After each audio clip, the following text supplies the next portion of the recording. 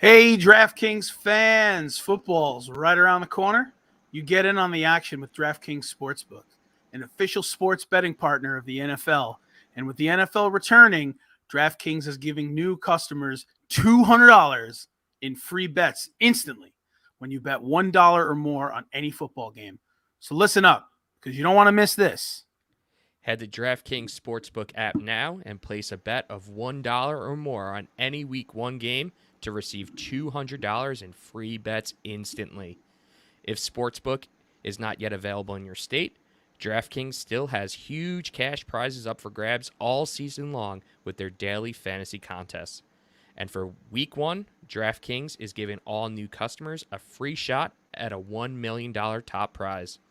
Nothing adds to the excitement of watching a game quite like having a free shot at $1 million top prize. So download that DraftKings Sportsbook app now and use promo code THPN.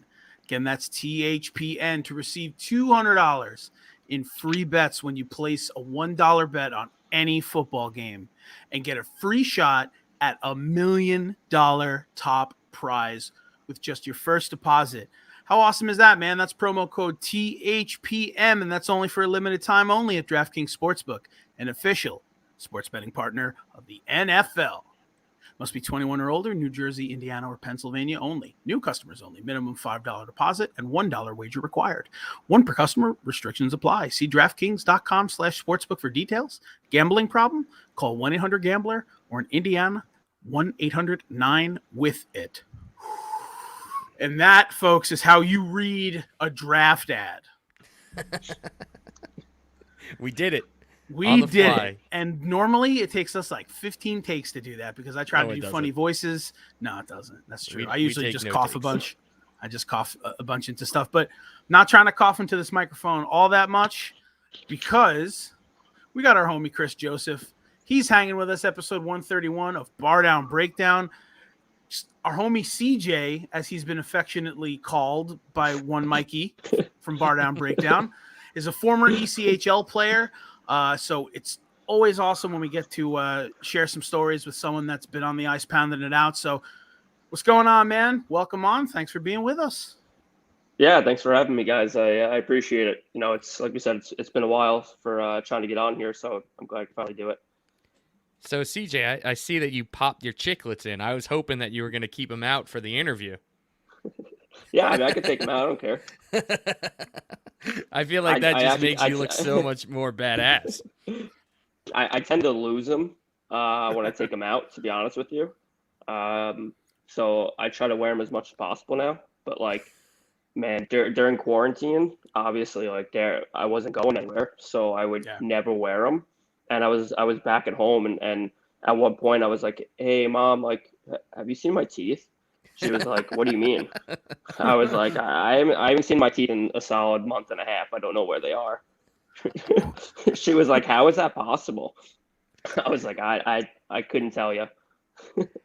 So I have to hear the story about how it happened. I'm sure that there's a beautiful story, a majestic story that goes with it. Yes. Well, it's actually two stories. My first one I lost was my freshman year of high school. In a high school game, I got butt-ended, and my two teeth went up into the top of my jaw, and then my jaw broke in the side. So I was actually wiped out for 8 weeks. But I got one of them taken out then, and it's actually funny because a kid that I played with in college, he's a few years older than me. He was reffing the game. And he didn't call a penalty on it, and I skated by him. I spit blood like on the ice, like right at his feet. And then a few years later, we were at a party in college. I was like, "Hey, you remember when you were reffing my high school game and I broke my jaw and you didn't call a penalty?" And he was like, "Yeah, I was hoping you wouldn't bring that up." He was like, "I felt so bad about it ever since." I was like, "Yeah, man, you should like." High school, you're probably wearing a full cage, no? Yeah, you're wearing a full cage, but when you're young, you want to like look cool, so you wear it a little loose, and it went right underneath and just caught me. And I had a mouthpiece in too. You know, the hockey league tried to say that it's because I didn't have one in, but no, I showed them the mouthpiece. I was like, I wear this every game. So, you know, they couldn't get too far with that. But It was whatever. I was walking around toothless for about 5 years there. Only, I had the fake one, but like I never really wore it. I wore it in high school a little bit, and then college I would never wear it. And then my second year playing pro, when I was playing for Macon in the SP, we were playing at Pensacola, and I went to go hit a guy on the boards, and he ducked, and I went face first into the dasher. And obviously, I'm wearing a halfer there, so like I get up, like the ref blew the whistle, 'cause I was down for a few seconds, and I take my mouthpiece out, and my other tooth was just in my mouthpiece. So I Oh, was like, all right. I was like, I guess that tooth is done now too. So like I skate to the bench and I give it to my trainer, and he puts it in a glove, and he puts it on ice. And obviously, like I played the rest of the game. It's whatever.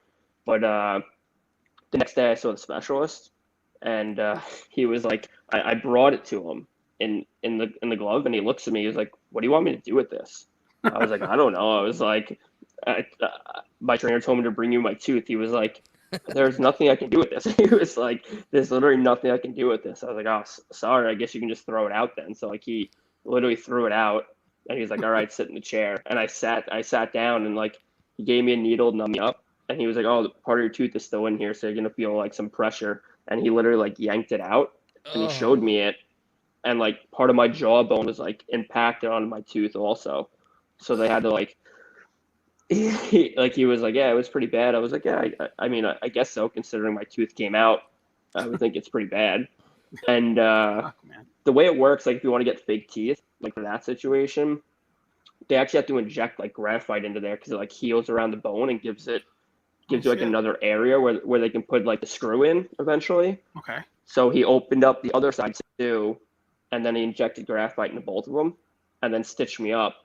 And I didn't have a car down there, so I was like, "Hey, can I go back to practice and play now?" He's like, "Yeah, I mean, you can, but it's not like ideal." So I was like, "All right, yeah, no problem."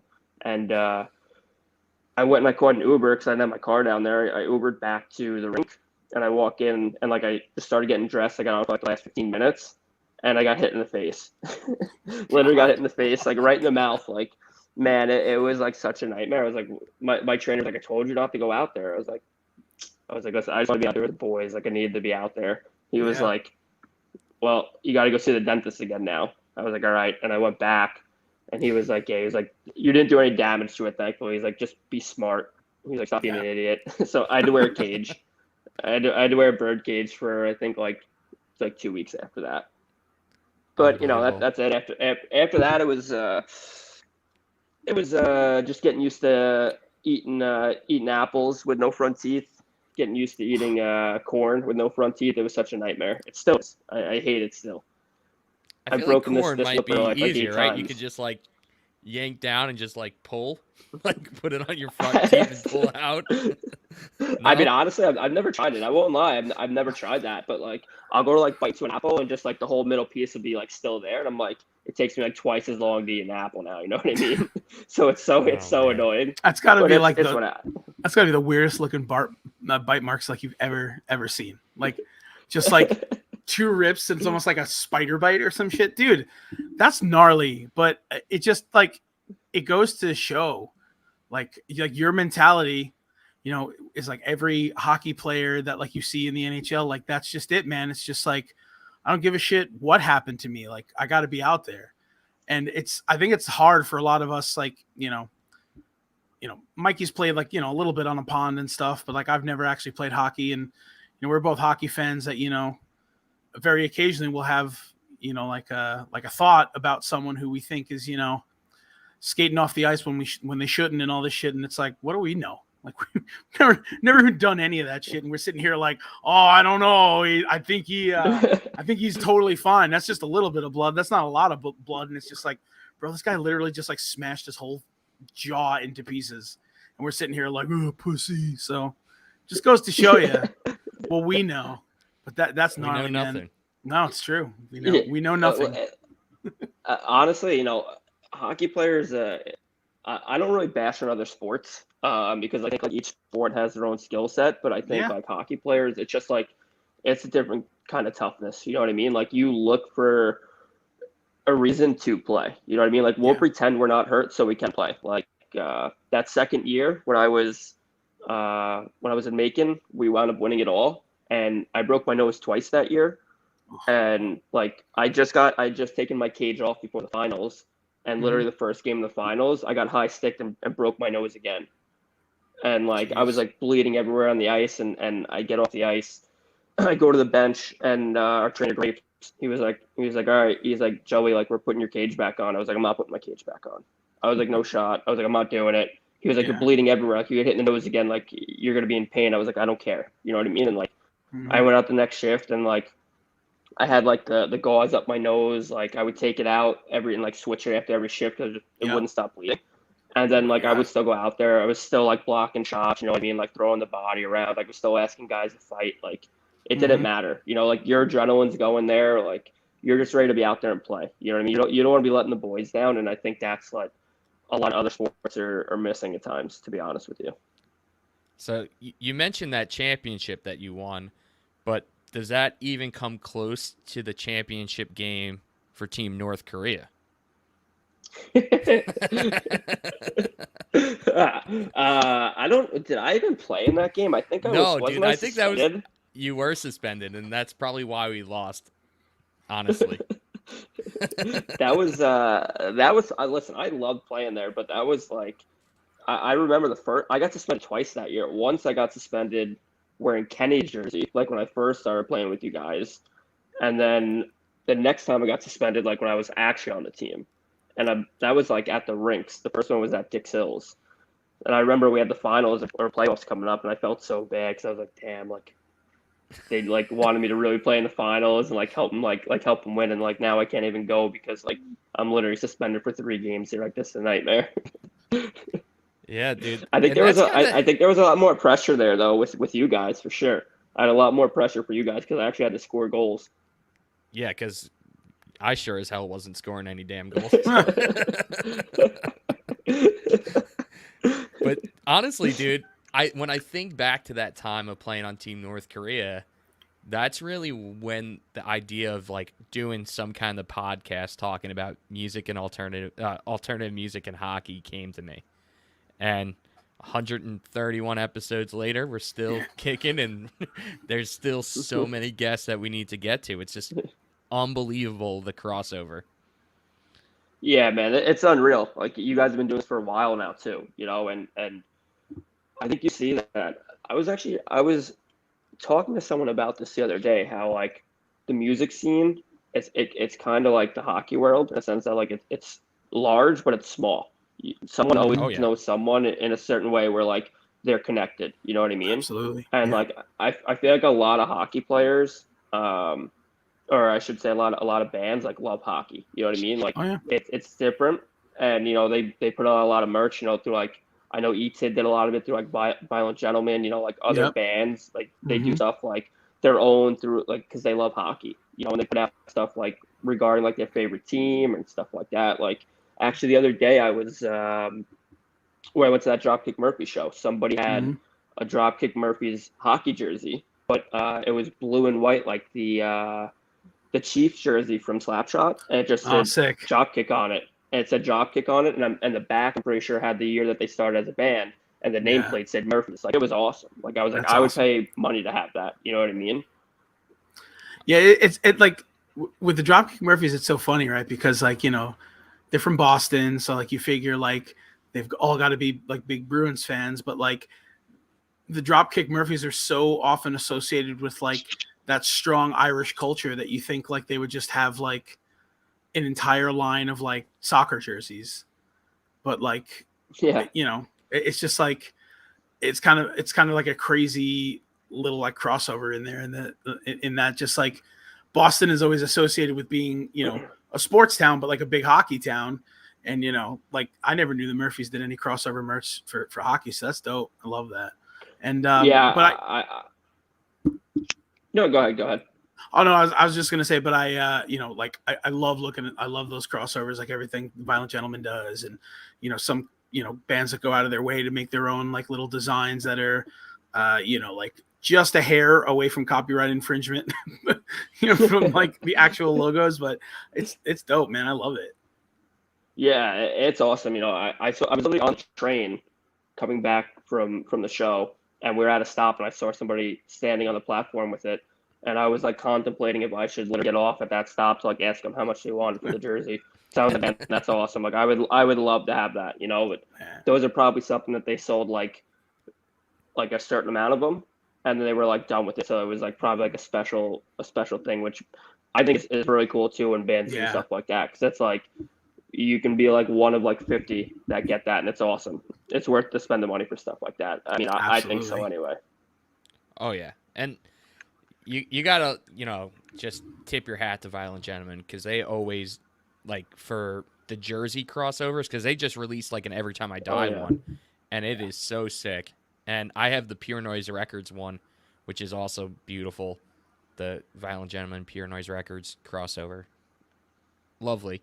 So CJ, I know your history, but for our listeners, let's dive into it a little bit. So first of all, playing high school hockey on Long Island, it's like, yes, there's NHL players that have come from Long Island, but a lot of them leave Long Island to like play prep school or whatever it may be. So like when you were playing the high school like circuit, what was that like? Because a lot of, first of all, teams on Long Island don't even have like high schools don't even have their own team. Seriously. Yeah. So I mean, you have like the Catholic League schools, like St. Anthony, Shabnat, they have their teams. I think Belmore America, it's the two school districts combined, which a lot of school districts do. They just combine school districts, and then you get kids from, when I was playing, it was like kids from Levittown and kids from East Meadow on one team. I mean, to be honest with you, it was an absolute gong show. Like Long Island high school hockey, it's better now, but like it was pretty brutal. It just, if you played travel hockey, you were like a standout player, but like other than that, it just wasn't really good hockey. And it's better now because the hockey on Long Island's grown and it's gotten better. Um, but it's still nowhere near like if you were to go out to like Minnesota, like, or any of the Midwest places. Like those kids are like draft picks. Like Yeah. here, Yeah. here it's basically something you just do for fun in a sense. Like, I mean, you get kids that just play that, they don't play travel, but then like travel players will play that for fun. But it's nowhere near competitive enough for like if you want to like go play somewhere for like to show a scout like your stats from there. They're Yeah. gonna be like, what is this? You know what I mean? They're gonna be like, this. I don't care about this. You know what I mean? Like I Yeah. want to see like your travel stats. If you Mhm. like I said, you were like Minnesota playing in like a top high school league there, they'd be like, okay, wow, like I want to look at this. But like here, it's Yeah. like it's nothing. You know what I mean? So did you consider doing the prep school route, or you always were like, I'll do travel hockey and then just stay and play for my local team? So I was looking at prep schools. I was looking at Albany Academy and then Okay. Hebron. I think I said Hebron, which was up in Maine. I was looking at both of them, and it was one of those things where Albany Academy wasn't too good at the time. I obviously don't know how they are anymore since I haven't paid attention to that in years. And Hebron was good. They were like a middle of the pack team. It was, one of those things where do I go there and play on a middle of the pack team and do well, or do I stay here and play in a better travel team and, see what happens, see what I can get out of this? Because at that time, there wasn't too many players from Long Island who were, um, I guess making it to the pro level or to the D1 level at that time. We did have a handful. We had a handful, but it wasn't like prominent like it is now. Mhm. So I just took a chance. I was like, you know what, I'll stay here. I'm gonna be on a good team here. I'd rather stay here and know what I have than go somewhere else and play on a middle of the pack team. And if I don't like it, I'm kind of out of luck. You know what I mean? Mhm. But I honestly don't regret it. I made some of my best friends playing on those teams that I still talk to today. It led me to the path that I took. I know a bunch of guys that they go and play at these prep schools and they hated it, and then they wound up quitting hockey. So I'm glad I didn't take that route, to be honest with you. Mm-hmm. Now, you're probably about the same age as Charlie McAvoy, right? No, he's what is he, a 97, I think? Oh, is he I that think he's young? a 96 or 97. Yeah, he might even be a 90. No, I don't think he's a 98, but I'm a 91.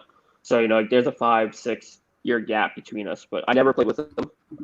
But he's been to like he used to play in my men's league here in Long Beach. And like everyone in this league, like we all know each other. So like a bunch of us like played pro, played together in college, or like grew up playing together. So it's like a competitive league, but like we all know each other. So like we want to have fun out there. And he would always just be like, he'd always be at the rink like hanging out with us. You know what I mean? Just like shooting the shit, just having a good time with us. He was never like that type of kid where you were like, all right, you're kind of too cocky. You know what I mean? Like he is the most down to earth kid. He was the most down to earth kid I think I've ever spoken to when it came to stuff like that. Like you would never know that he was at BU at the time, like going to play in the NHL, or he'd be a stud in the show. You know what I mean? Like you were just like, this is just a normal kid, which was great. It was great to see that. Yeah, and honestly, that's pretty much how all hockey players are. They're just the easiest to talk to of all sports. So after your high school career, you went to Stony Brook, right? Yeah, well, I mean, in between, I played juniors. I played 3 years juniors. Played for Abercorp for 2 years, and then I played for the Rockets for 1 year in the AJ. I had an offer to go to Peterborough in the OHL, but my dad didn't want me to go. He was like, "You need to go to college. Like, you're not the smartest kid." So he was like, you need college. So I was like, all right, that's fine. I get it. I understand. Like I was 16, turning 17. Like it was tough. It's tough pill to swallow because I could have been like one of my first buddies to do that. But like I said, I don't. In hindsight's 2020. Like I don't regret it all. But I wound up going to Stony Brook after that. Like I was talking to Niagara at the time, Southern New Hampshire. Like was a D. I think they were technically D2, but they played D3 schedule. But like Niagara is D1. I was talking to them, but a bunch of my buddies I played juniors with wound up at Stony Brook. So they're like, hey, come here. Like it's a good school academically, and you'll have a ton of fun. And like it's good hockey. So like I went there, and I stayed there for 3.5 years. My first year there, I only played like 6 games because I broke my hand. So I transferred in January, played 6 games, and then I was done. The next year we made it to the Nationals the next year. We lost in, I think it was like the Sweet 16 to Adrian. My junior year, I actually made the USA team that year where I went to Italy. So I was in Italy for 2.5 weeks, came back. We lost in the Final Four to ASU, actually. We lost to ASU in the Final Four. And then my senior D1. year, yeah, they are. And then my senior year actually was the year before they went D1. We beat them in the Final Four that year, and they had a handful of D1 transfers on that team. And then we lost the national championship that year. But it was great. I tell, like, when I was still playing, like, my buddies would always, like, ask me, like, where I played. And I'd be like, man, I played at Stony Brook. And they'd be like, what is that, like, D3? And I'd be like, no, like, it's club D1. And they'd be like, shut the fuck up. They'd be like, there's no way you played club hockey. I'd be like, man, yeah. I'd be like, listen, I'm telling you, like, it's way better hockey than people think, and, like, I had some buddies that my last year playing in Jacksonville, one of them played at Princeton, the other one played at Union, won a natty title over at Union. And he was like, man, like, you're better than defensemen we had on our team when we won a natty championship. I was like, yeah, man. I was like, listen, that's just the way it goes. Like, those kids got the breaks and they got looked at and they went D1. Like, I didn't catch those breaks at a certain point. Like, I'm not mad about it. Like, listen, I'm still here. I still got to play pro. So, like, I just took a longer road to it. That's it. Now, at the time, there wasn't a D1 team on Long Island, but there is now, which I'm sure is going to change the landscape of college hockey on Long Island. And you're going to get some of those homegrown kids staying and playing with them, which is only going to mean, more future Islander and Ranger fans playing in the show. I mean, honestly, yeah, I think it's great. You know, like we were saying before, back when I was younger, it wasn't too prominent for a lot of guys from Long Island to be going D1, but it's kind of a hotbed now. The younger kids are really good. You know, it's just unfortunate because they get to a certain age here and they look to move off Long Island because at a certain point you can only go so far here. So you get to a certain point where those kids look to leave. You know, they look to go to prep school or they look to go play 16U or 18U somewhere else, or obviously the end goal is to try to go to the USHL, like the best junior league in the country. Everyone always wants to be there. So it's more prominent for those kids to be there, which is huge. And I think the growth of hockey on Long Island is it's up by a solid, I would say at least like 200%, from when I was younger. Like just there's so many more teams now, more kids playing, and it's great. And in the end, I think it's going to be huge for a school like LIU to be able to find a few diamonds from kids from around here. And I think it's great for Long Island hockey in general because, I mean, listen, when you're growing up, you're playing like you want to play D1 hockey. You always see like the big schools. Like when I was younger, I always wanted to go to Maine. Like Paul Correa is my favorite player growing up. Mm-hmm. And I always wanted to go to Maine. I wanted to be a black bear. Like that's where I wanted to play. Like I went and visited their school once on a visit, and I was like, I love it. I want to go here. Yeah. But I think now you're going to see more because of kids that are Garth going to Snow? be like, no, no, definitely not, definitely not. But I think you're going to see more kids now are going to be like, I want to, like their favorite school might become LIU, and their goal is going to be like, hey, I want to play D1 hockey on Long Island. I want to be that kid. I think it's huge. I think it's huge for the game of hockey here and just that school in general. Yeah, I definitely agree. I think it's great that, it's giving an opportunity to kind of, shine the spotlight on, something that's, a little, is starting to gain a little bit of traction on the island. But that's, like I said, to kind of echo your sentiment, is only gonna just broaden it, which is an awesome thing. So I have a question, and since we're in the locker rooms, why do so many hockey players just listen to like the worst Canadian techno and like Canadian country music? Like, can you fix that, man? What's going on? I won't lie. We didn't really, any of the teams I played on, we didn't really have that, and we had like some like Western Canadian boys on every team I played on. Which, by the way, I don't know what they feed them there, but every Western Canadian kid I ever played with was like 6'2", 6'3", 6'4", and like 220. Like it's wild. I think the smallest one I played with was the smallest guy I played with from there was like my captain at Jacksonville, this guy Hunsey, who actually just set the record, I think 2 years ago, for like most PIMs in the coast all time. Like, and he is like, I think he's like 5'9", and he would just go with anyone. Like, do you remember Trevor Gillies that played with the Islanders? Like, he fought him a handful of times, like in the coast and everything. Like, he was always going. Like, it didn't matter who. Like, man, my first game when I got called up with Jax, that guy, it was his first game back from injury. We were playing Norfolk, and I'll never forget this. He skates out. He does a hard lap around our net, and he skates over the red line and runs their goalie over. Like, just absolutely runs them over. Like something out of slap shot. And I'm just getting on the ice. I'm like, what the hell just happened? I was like, is this real life right now? And he was just waiting there. He was like so amped up, like ready for someone to come fight him. And they all just like, their team didn't even know what to do. Like, they were just like, what the hell just happened here? Like, is this real life right now? Like, the refs weren't out there yet. Like, I was like, this is about to be an absolute line brawl. Like, it's going to be a 20-on-20 brawl right now. Like, this is going to make the news. I'm going to be on ESPN. Like, this is going to be sick. And then, like, no one did anything. Like, even guys on our team were just like there were some guys that were like hyped about it, but other guys like, what is happening right now? You know what I mean? Like, this is real life. But like, his big thing actually. So with that team, he loved Cardi B. So like, we just blasted Cardi B in the locker room. Like, that was like our music in there. It was no techno, nothing like that. He was like, no, we're not listening to that. He like took control. He's like, we're going Cardi B, boys. Like, we're getting hyped for this. So I was like, all right, let's do it. It's just so crazy. Like every like opportunity we've ever had in this podcast to like get a little bit of insight into that, like everybody is like, it's it's so wild. But I guess really what it comes down to is, we've talked about it a couple of times before, even with some of our like Canadian guests that we've had on, and it's just like such a different like just overall ethos in Canada.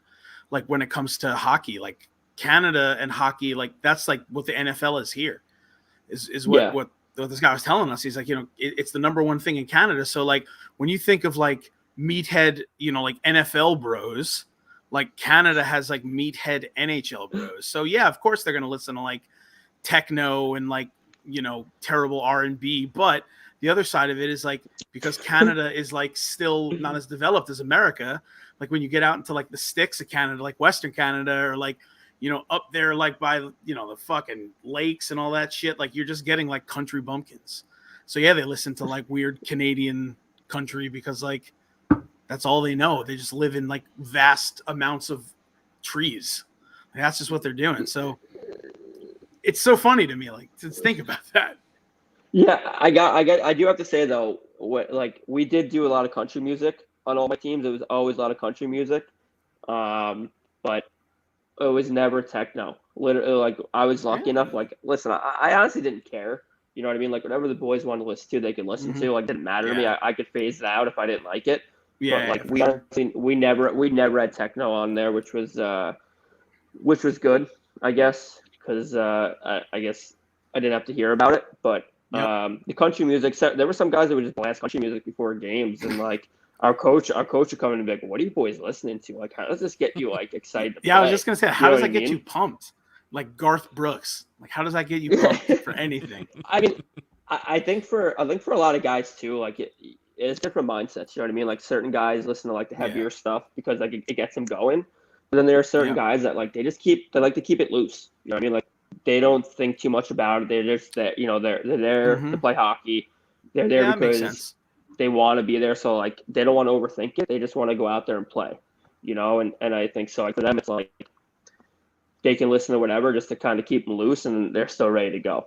Like for me, it didn't really matter. Like on the bus, I would listen to certain music, but then like once I got off the bus, it was just like, all right, whatever the boys want to listen to in the locker room, I'm cool with it. Let's go. Like I never had my headphones on in the locker room because like I kind of wanted to be aware of like my surroundings and like be able to talk to the boys. Like I wasn't one of those guys who like put my headphones on and it was like, hey, don't talk to me. It was like I loved shooting the shit with all the boys. Like having a cup of coffee, like warming up, like following that stuff and just doing that stuff like consistently was like the best. Like that's how I would get into it. Like talking to the boys about like anything, whatever, like we'd be watching TV, like if there was a game on, highlights on, like talking about like, the game in general, like what we wanted to do, just stuff like that, like I love doing that. But there were certain guys who were just headphones on, don't talk to me, and I'm just like, hey, all right, do you, man, that's you. Exactly.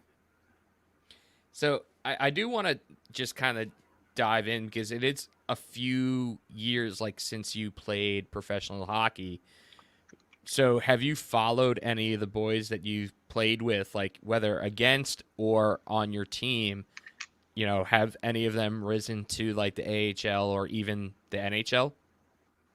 Yeah, actually. So like I said, my last year in Jacksonville, our affiliate at the time was Winnipeg. Now it's actually at the Rangers now. They're affiliated with the Rangers now, but our affiliate then was Winnipeg. And we had a draft pick. I think he was a second round draft pick. This kid, Jansen. Oh man, what was his last name? I want to say Harkin. I think it was Harkins, who actually played for Winnipeg the last 2 years. He cracked their lineup, and he's been like a steady, I think, like third, fourth guy for them. And he was like the nicest kid ever. Like he was like, we'd like go out to lunch and he'd be like, oh, it's on an NHL contract. He'd be like, all right, boys, I got it. Don't worry about it. We'd be like, man, like we make money too. You don't have to like treat us like we don't make money here. He was like, no, I got it. Don't worry about it. But like the quietest kid, I mean, like you would never think he was like a dirty hockey player. He wasn't. Like he had so much skill, but I'll never forget we were playing in Orlando, and their goalie came out to play the puck and he skated by him and slew-footed him and just started a brawl. When I was out on the ice, then I was like, oh my God, man, like this is wild. I was like, I would never expect this kid to do it. I skated by the goalie. He legitimately two-hand hacked me across my stomach. And Oh like my I was like, God. what is going on here? I was like, is this a slap shot right now? Like this is real life. And like afterwards, he was like, oh, Joey, sorry about that. I think the boy's going. I was like, yeah, man, that's cool. I think I'm bleeding internally now because the boy just slashed me. But whatever, man. You got the boys going. It's all right. Oh man, But yeah, I that's mean, great. he made it, which is great to see. I don't think a few of my buddies I play with, like my roommates, like some of my best friends, they moved over to Europe. They're playing in Europe now. Um, Two of them are actually playing on the same team in England. I think it's Manchester they're playing on. So like it's awesome. Like a lot of the boys are still playing, which is great. Like I wanted to keep playing, but after I had two shoulder surgeries, and after that second one, it was like, you know, do I want to keep doing this? It was like, yeah, I do, but can my body handle it? Exactly. Like, Yeah. I don't know how much my body can handle it. Like I want to be able to like live a long life and be able to like walk when I'm 65, and I have to be in a wheelchair because like my knees are blown out from cortisone shots, or like my shoulders are in shambles and having 4 surgeries on them. You know what I mean? So it gets to a certain point where like I didn't retire on my own terms, which is what was hard to kind of like acknowledge at first. Like you want to go out on your own, but it took me a while to kind of realize it, and then I kind of soaked it up, and I was like, all right, like, unfortunately, this isn't how I wanted it to end, but this is how it has to end because I need to be able to take that next step. So it's nothing that I regret, like I said, but I just needed to kind of look out for my own well-being to make sure I can actually have a future where I'm not in shambles. Yeah, and we just were talking about it last week. Lundqvist retiring and coming out and announcing his retirement. Unfortunately, even guys that are warriors and have storied long careers, they don't always get to go out on their terms. And unfortunately, that's kind of the way the game is. You want that, like, oh, my last game, I'm gonna hoist the Stanley Cup and go out and and live the rest of my days as a champion, but it doesn't always play out that way. Yeah, it's unfortunate, especially in the minors, because you're a commodity. You're a piece of meat to them. So like, you'll do whatever you have to do to stay in the lineup. Like my last year playing in Jacks, we're playing the Everblades, who are the best team in the league, and we played them I think 14 times that year. We only beat them once. They were unreal, and we were playing at that rink, and they were playing. It was a 5-on-3 in the second period, and I went down. This guy walked off the half wall, and he ripped the clapper, and I went down and blocked it, and like it caught me right in the side of my knee, like right where there's no padding, and like I couldn't bend my knee. I was in so much pain, but like I played the rest of the game, and after the game, like I just iced up, didn't think anything of it. I got like a compression sleeve and put it over it, and I woke up the next morning at like 7:30 in just excruciating pain because I rolled over onto my knee, and it was like the size of a softball. So like I texted my trainer, and I was like, hey Dylan, like I got to come in, you got to see my knee. He was like, all right, yeah, no problem. And I walked in, and I'm like legitimately limping. He's like, why are you limping? I was like, look at my knee. And I showed it to him. He was like, yeah, we gotta go see the doctor. And I was like, yeah, like let's go. So I had to get like an MRI on it. They had like put me through testing. And I was like, listen, like I'm not missing any games here, so let's give me a cortisone shot. He was like, your knee joint, like you might like have a fracture in your knee joint here. Like this could be bad. And I was like, listen, I get it. Like drain my knee, give me a cortisone shot. Like I can't miss games. Like I can't be in and out of the lineup here. Like I just solidified my spot. Like I'm doing what I gotta do to play. You know what I mean? And he was like, yeah, we're not doing that. Like he was like, I know you want to do it, but like he was like, I got morals here too. Like I have the like code of ethics. So I was like, all right, Doc. I was like, listen, I get it, but like I'm still gonna try to play. Like I tried playing. Like I got that. We had that next day off. It was like we had that Sunday off, and then we skated again on Monday. And I tried skating, and like I was just like in so much pain. Like I couldn't move out there. And my coach was like, Joey, like, are you good? I was like, no, like my knee's in shambles, but like I'm not gonna take the risk of not playing. Like I need to be in the lineup. You know what I mean? And he was like, stop being an idiot. He's like, get off the ice. He's like, you're fucking stupid. You know what I mean? Like, guy played 12 years he played 12 years or 10 or 12 years in the show. He was Yeah. like, stop overthinking it, you know? And Yeah. I was like, I get it, but like I just want to be out there. I want to be playing with the boys and battling, you know. And I wound up missing like a week or so, and then like I was lucky enough to get back into the lineup. For some guys, that doesn't happen. Some guys Yeah. you get hurt, and like if you're a bubble guy, when you come back, they just release you. They'll keep you there to your heel, and be like, all right, see ya. You know, Yeah. I saw it. If I saw it once, I saw it, you know, 20 or 30 times throughout the 3 years of playing. It sucks, but that's just the nature of the beast in the minors. Yeah, and not even that. It's not always the most glamorous too when you're, traveling around from team to team and, you know, obviously the NHL guys are flying on these private jets. You guys are bussing it, and at least where you were in Jacksonville, there were a few like southern teams, like especially in Florida. So maybe your drive wasn't as bad as maybe some of the, you know, northern coast teams. Yeah, so when I was in Jax, obviously we had the Everblades, we were down in Fort Myers. I think that was like 8 hours, I want to say, 6 to 8 hours. But like we had a sleeper bus, so like you had a bunk. You know, then we had Orlando, which is only a few hours away, SoCo, which is South Carolina. You know, Norfolk was in our division, like I said, and then we actually had a bus trip that year. Actually, the week that I'd hurt my knee, they were going up to play. Who were they playing that weekend? I think it was Manchester. I think they were going to Oh play damn, Manchester, and they bussed up there, and it was like a 26-hour bus trip. So I that's got like brutal. lucky. I didn't have to do that. My second year, we were in Macon. Obviously, that's Georgia for the people who don't know. The finals, we played Peoria, which is Illinois. So like we had the bus there. It was a 19-hour bus trip. We played them on a Friday.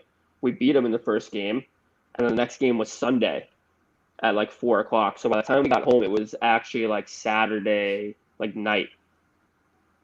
Like it was literally like a full day of traveling. So like we got home like Saturday night, like got home, unpacked, went home, slept, woke up the next day, had a morning skate, and then played. That was it.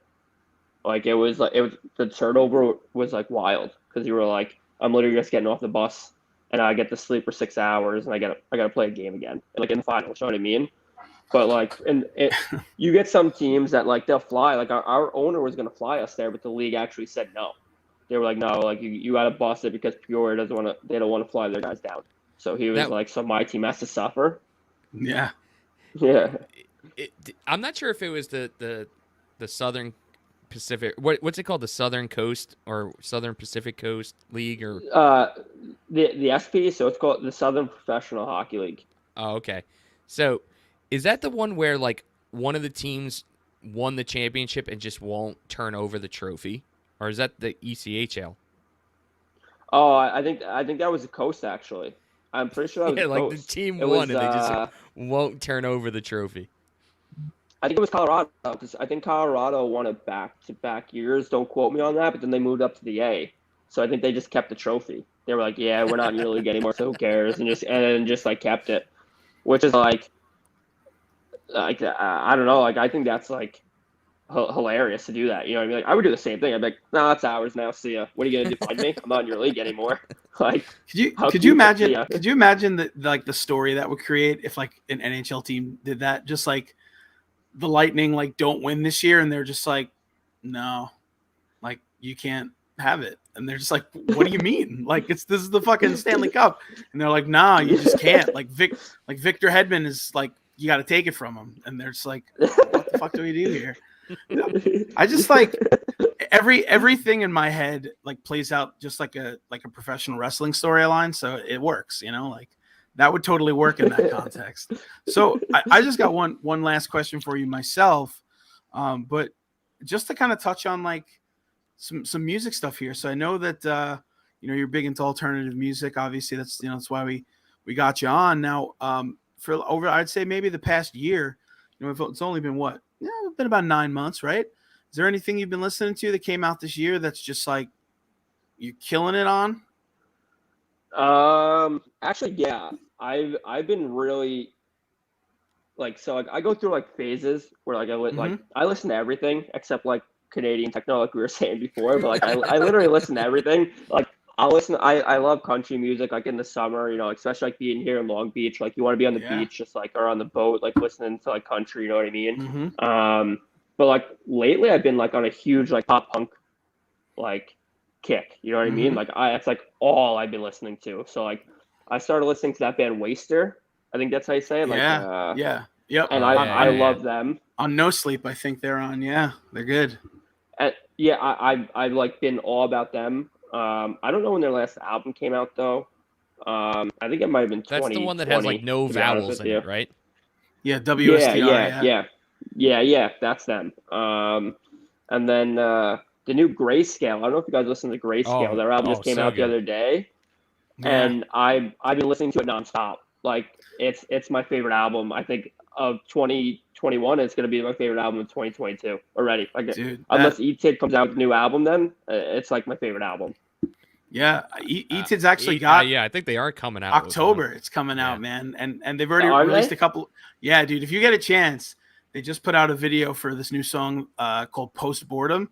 Oh, it rips, dude. It's so good. But that I've Grayscale always record, loved them. oh, Every Time I Die has been one of my favorite bands ever since Last Night in Town, Bidding Plot Burial War, like all that kind of Oh yeah. stuff, Oh yeah. or Burial Plot Bidding War. I just realized I messed those up. I swapped them. But yeah, no, Every Time I Die is sick, man. And but Grayscale, dude, that Opening track, man, with sax solo in it. I'm like, what am I listening to? Oh It's like yeah. Kenny G meets sweet pop punk. I love it. So good. Man, And it's so good. so good that like they're falling prey to the whole like our album comes out in August, but like our vinyl is going to come out in March of next year thing, which is like happening to every band. And even knowing that, I love that record so much that I still bought it. So Still I bought was it. actually Don't tell they Amanda. posted a they actually posted I think it might be on their Instagram story or it was a post today. Like it's been out for like less than a week, I think, Yeah. right? Yeah, and And it's they got have like millions. over a million. Yeah. Yeah, it's like over a million streams already, which is How wild. insane is that? That's just insane, man. They like we kind of like we're saying it with how good what was the last record called? I forgot. Nella Vita. Nella Vita, yeah. How Yeah. good that record was, it was like, oh, it's only a matter of time before these guys like explode and become like the next, One Republic or like 5 Seconds of Summer or one of those crazy bands. But I mean, they got the talent. They're writing these just unbelievable songs that like are at home with like pop punk fans just as much as they'd be like at home with like Taylor Swift fans. Like it's just like that kind of music that has that much reach and still like ticks all the alternative boxes is like, man, that's a home run. Like you guys are going to make money. So we're hoping they do. Oh yeah. Because they're great, man. They're awesome. But Shout out Vaughn. We'll have Shout Vaughn out. on soon. Von Lion Ton. But Andrew Kind. but another record that just came out that I've been jamming, which is just like kind of such a strange departure. So there's a band called Deaf Heaven, right? And Deaf Heaven was like this. Their last record that they put out was like Explosions in the Sky meets black metal. Like when I tell you, like the songs were like 11 minutes long, and all the guy did was like scream and like just do these weird black metal screams behind like all this beautiful music. Well, they pull a 180 and they put out this record that's just like a pop shoegaze record, and it is so good, like unbelievably good. It's kind of like the only way I can explain it is like what Turnover did, but like times 100. Because instead of just going from a pop punk band to like a kind of shoegazy band, they went from like a black metal band to like a shoegazy band. So, man, I don't know. But if anyone is out there that wants to hear some unbelievable music, it's called Infinite Granite by Deaf Heaven, and it rules. And yeah, CJ, I try to. Yeah, go ahead. well, I was just going to change it up and throw in my final question because we got it in the chat, actually. And Pete Judge 9 wants to know, who is the best player you played on Long Island other than Betito or Betito? Oh, Boteto. So I played Boteto, with him growing up. Yeah. He played for the Rangers this year. I played with him growing up. Oh man, I don't know, to be honest with you. Like, a bunch of my buddies I played with that like I still talk to today, like my buddy Kevin Goomis that lives in Long Beach here, played in the A for a bit. He was up for the Hobie when he was at UNH. He was like, that kid was unreal. My buddy Justin Augusta, I played with him. He went to UNH, and then Quinnipiac also. I played against him in the Coast, and then he played in the A for a bit too. Like all these guys, like I grew up with, that like made it to that next level. So like I'd say probably one of those two. Probably Goomis by far, because like him and I always just got along. You know what I mean? Now I think, man, I don't know who it would be now, to be honest with you. I guess if you consider men's league now, because it's in men's league. Like I still play with like Potato. He's like on our, on our men's league team. Like just seeing him do stuff now, like it's crazy too. Like that, the hockey IQ between like a guy playing in the minors and a guy who just plays like in the NHL, like it's just different. Everything just clicks so much quicker, and you're like, wow, you know what I mean? Like you're just in awe of watching some of these guys, and like I'm sure when he watches guys like Panarin, like Zibanejad, and he like guys like Foxy, like he'll watch them and probably be like, oh my god, you know what I mean? Like it just happens so quick for some of those guys too. But yeah, I'd probably say like Kevin Goomis was probably like the best player I played with from Long Island that like made it that far. Beautiful. Shout out Pete Judge Records. What the hell is that? It's Pete Judge Records. You can ask him yourself. It's Pete Judge Records. I have a shirt that says Pete Judge Records. It's got like a sandwich on it. It's a great shirt. Shout out Pete Judge Records. So we had a little Pete Judge dropped in on us, which is cool.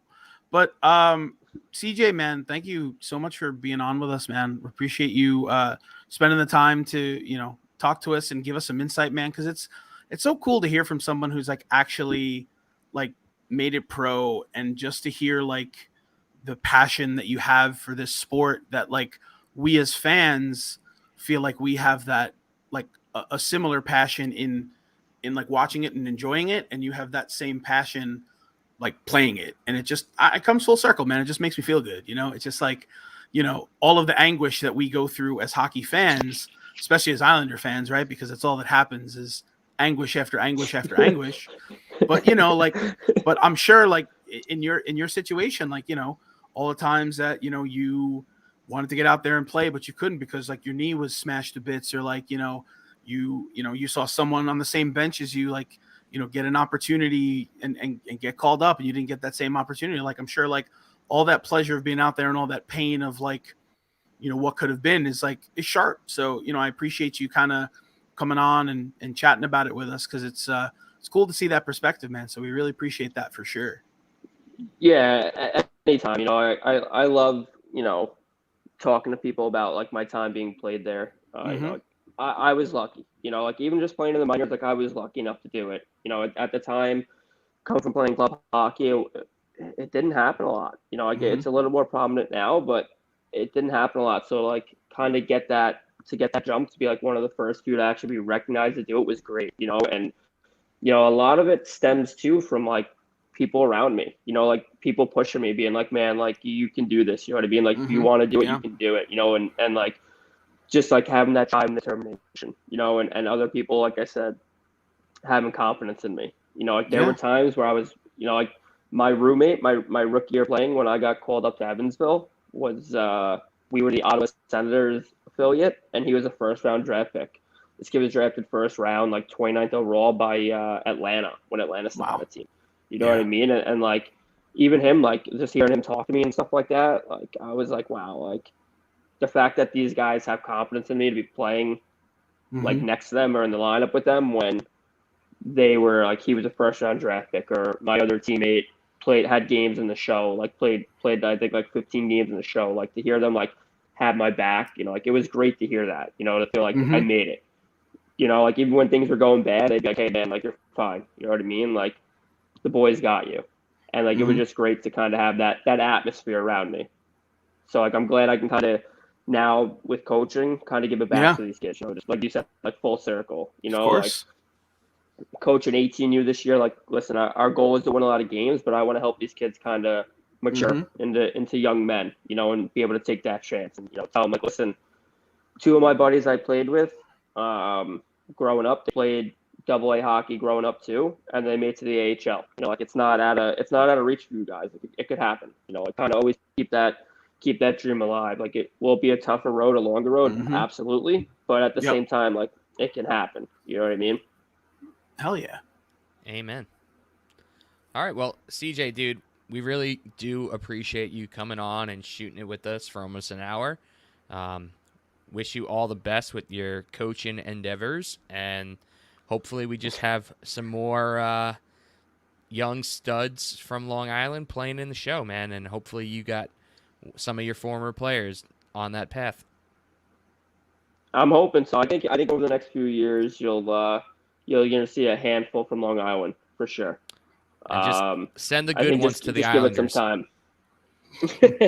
I was at Game 6, man. I was at Game 6 this year at the Collie, and walking in there, like the atmosphere walking in there when they were playing the Lightning was, where Pulak like saved it at the last second.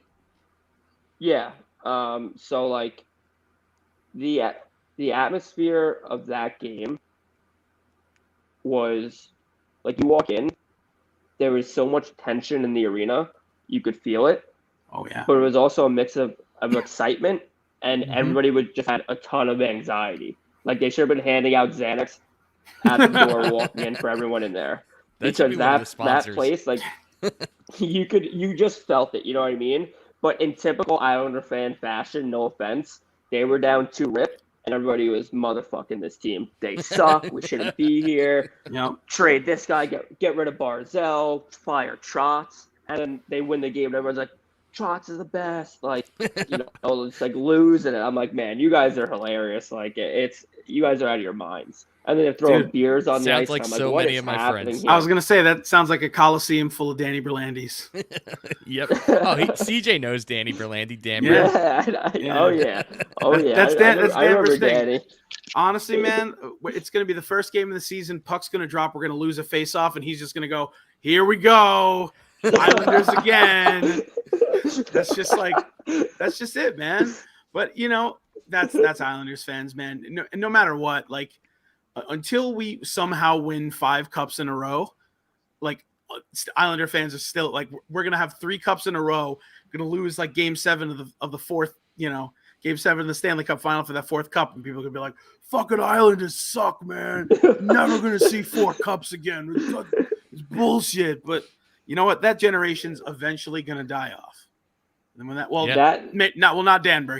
He's we want him alive really long, but the rest of that generation's gonna die off. I'll tell you what, though, the Islanders team, I think they're poised over the next few years to win a cup. I think they're missing 1 or 2 pieces, but I really think they are. They play in Trotz's style perfectly. The way he coaches, he's such a good coach, and like their whole team is bought into it. And I think they get 1 or 2 more guys in there. Like there's 1 or 2 missing pieces, and I can honestly see them winning a handful of cups in the next 10 years. If they're able to keep it, or like 8 years, or whatever, keep it together. And I think the team that's going to be better this year, to be honest with you, is the Rangers. Like, I love the moves that they made this year. I think they added so much sandpaper to like their bottom 6. They were a team that got pushed around. Like the Rangers had, like, the years that the Rangers were unreal when Hank was there, they had a team that was like a regular season team. You know what I mean? Mm-hmm. They didn't have a playoff team. You can look at a team and be like, that's a playoff team when you look up and down their roster. Yep. They just always reminded me of a team that was a regular season team. And then when playoffs kick in and it's different, they didn't have that next gear or those guys that can help them grind it out. You know what I mean? And I think the Islanders have that. And I really do. I think, like I said, 1, 2 pieces, they'll be winning that cup. Yeah, I was trying to say last episode that the Rangers were dangerous, and Mikey called me a secret Ranger fan. So that's my heart is in the bottom of an ocean somewhere. No, I mean, listen, I'm a Ducks fan. I grew up a Ducks fan, not even from the movies. Like I said earlier, Paul Correa is my favorite player. Yeah. And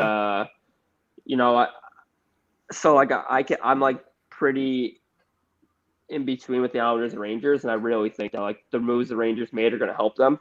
I think their problem was they had a lot of college guys, and they had a college coach come in. I Yep. think when they came in, they needed a coach like Trotz, who was like been around the show for a while, to kind Yeah. of show them how to play in the NHL the right way. I Yeah. think that's what they were missing, and I think now they have that guy in Gerard Gallant who like gives them some freedom, but also like he keeps them accountable. And I think it's gonna be fun to watch those two teams go after like play this year. You got like Cizikas, Martin, like those guys, and then you got like Mm-hmm. Reeves and you got Tenardi this year. Like you're gonna Yep. have some big boys going at it. Like you get some old school hockey between them two this year, which could be great. Like I still love that as much as the game has changed. Some old school hockey, fighting is still part of the game, so I'd love to see it. Dude, Revo and Ross Johnson squaring off first Islander Ranger game is what I'm salivating about. I mean, that's probably going to be literally within the first 15 seconds of puck drop. Oh, absolutely. Might even like, not make it to puck drop. I think the Rangers' home opener this year is against Washington too, isn't it? Or it's in Washington, their first game. I haven't studied their schedule, but I think that's what it was. I hope so. When I read that, so you see like Revo and Wilson, they're gonna, that would be, he's gonna keep that guy accountable. And I love the way Wilson plays. Like, does he cross the line at times? Probably, but he flirts that line like perfectly a lot of the time. And I love the way he plays. Like listen, you got to remember too. The big E, the big S, the big P, the big N is going to be showing hockey now. So, they're probably talking to the NHLPA. They're like, I know like NBC says don't get into fights, but like get into fights. That's what we want. So like ESPN is just going to be like trying to get ratings as however they can. But you know what? Kudos, man. The more eyes, the more ears that can get on to the ice, the better. Because the more fans the NHL gets, the better it's going to get. So I'm not going to try to gatekeep the NHL. I realize that it's the counterculture, but at the same time, give me more. Give me more, Absolutely. I couldn't agree more. Yeah. And on that note, let us bid adieu to Chris Joseph, dude, I'm having a problem talking. ECHL extraordinaire. You couldn't even spell ESPN, so. No, I spelled E to the S to the P to the E. So it's been rough, man. I'm on this is like day 8 of like a 9-day work schedule. I've worked like 6 bell to bells, man. I'm just like, I'm ready to go to sleep and never wake up, but not in that way. Just sleep all the time. But hey, CJ, man, thank you so much for being on. Hey, everyone out there, again, Bar Down Breakdown. You can catch us every Tuesday, wherever you like your podcasts, Apple, Google, Stitcher, Spotify, wherever you get them, just subscribe so you get us every Tuesday, which is what you want to do. Go check out our former guest playlist. We've got a sweet pop punk playlist that we're constantly adding things to, so hopefully your next favorite band is on there. And then also, do yourself a favor, the Hockey Podcast Network. I can spell them, THPN. Go check them out. They've got a bunch of great content, not just us, but a bunch of other podcasts that you're probably going to end up loving. So go check them out. And then, like we said at the beginning of the episode, DraftKings, guys, football season is coming. This isn't a football podcast, but guess what? You probably love fantasy football just like I do. I'm going to be in another league. I don't really know why, but I'm going to do it anyway. But on certain weeks, man, I'm going to jump on there on DraftKings, and I'm going to do some of their daily stuff. It's a blast. And like we said, man, you could turn $1 into $200 just by chilling with DraftKings. That's what we want you to do. Chill with DraftKings. Again, one more time, shout out Pete Judge Records. Got a sandwich on the shirt. Shout out CJ, Homie the Guest. Shout out Bar Down Breakdown. Shout out Mikey CLT. Shout out Tommy to the V. What else we got? That's it. Guys, it's been real. Peace be with you. And also with you.